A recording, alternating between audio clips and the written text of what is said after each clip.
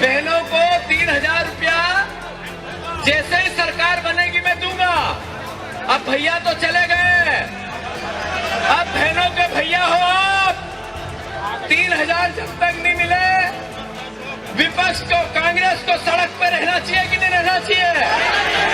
ये अंतर मन में संकल्प लेके भी आया हूं कि जब तक कांग्रेस के 51% वोट मध्य प्रदेश में नहीं होंगे तब तक हमारे परिवार का एक एक साथी चैन से बैठेगा नहीं। सबसे अनुरोध करना चाहता हूं कि जितना तगड़ा झटका लगता है उतनी बड़ी सफलता मिलती है।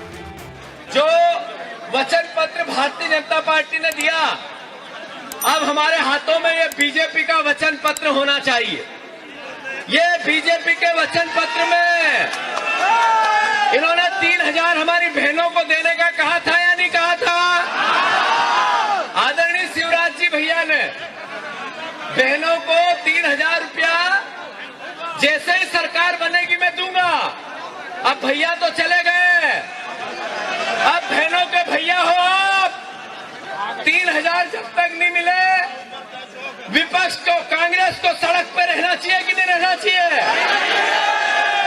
साथियों, 3,000 रुपया कुंटल किसानों के गेहूं की मांग थी, 2700 रुपये बीजेपी ने कबूल किया। इसमें लिखा है 2700 रुपये पहली कैबिनेट में करना था कि नहीं करना था? जब तक नहीं करेंगे हम सड़क पर रहेंगे कि नहीं रहेंगे?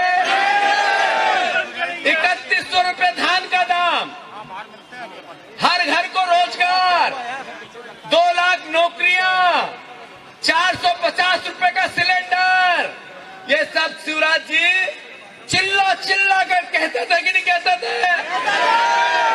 अब वो चले गए हैं, अब आ गए हैं महाकाल के मोहन। मैं आज महाकाल राजा के चरणों में वंदना, समृद्धि मध्य प्रदेश की, और बीजेपी अपने वचनों का पालन करे, मोदी की गारंटी का पालन करे, इसकी प्रार्थना करके आया हूं। और साथ ही साथ ये अंतर मन में संकल्प लेके भी आया हूं कि जब तक कांग्रेस के 51% वोट मध्य प्रदेश में नहीं होंगे तब तक हमारे परिवार का एक एक साथी चैन से बैठेगा नहीं। आप लोगों को इस बात का एहसास होना चाहिए कि हमारे वरिष्ठ जन, वो चाहे हमारे पूर्व मुख्यमंत्री आदरणीय कमलनाथ जी हो, हमारे पूर्व मुख्यमंत्री आदरणीय दिग्विजय सिंह जी हो, हमारे पीसीसी के आदरणीय कांतिलाल भूरिया जी, आदरणीय सुरेश पचौरी जी, आदरणीय सिंह राहुल भैया, अजय भैया, या हमारे परिवार के वो सब साथी जो वरिष्ठ जन है, जिनने कांग्रेस के लिए पूरा जीवन समर्पित कर दिया, देश के लिए पूरा जीवन समर्पित कर दिया। वरिष्ठों के सम्मान के साथ हम युवाओं का संकल्प है, हमारा दायित्व है, हम सब परिवार के लोग घर घर जाकर कांग्रेस के आइडियोलॉजी को हर अंतर मन में बसाए, प्रेम की, प्यार की। क्या है कांग्रेस की आइडियोलॉजी? कांग्रेस की आइडियोलॉजी है जो प्राचीन भारत की आइडियोलॉजी है। कांग्रेस की आइडियोलॉजी है जो भारतवर्ष के आम नागरिक की आइडियोलॉजी है, भगवान राम, कृष्ण और पैगंबर की आइडियोलॉजी है। क्या है वो?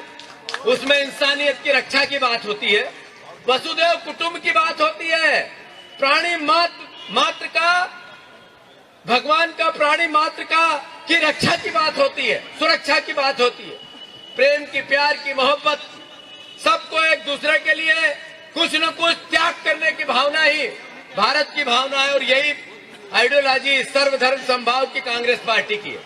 हम सब मिलकर जरूर हम हारे हैं, मुझे पता है कि हताशा और निराशा भी आम कांग्रेस के कार्यकर्ता में है, पर मैं आप सबसे अनुरोध करना चाहता हूं कि जितना तगड़ा झटका लगता है उतनी बड़ी सफलता मिलती है।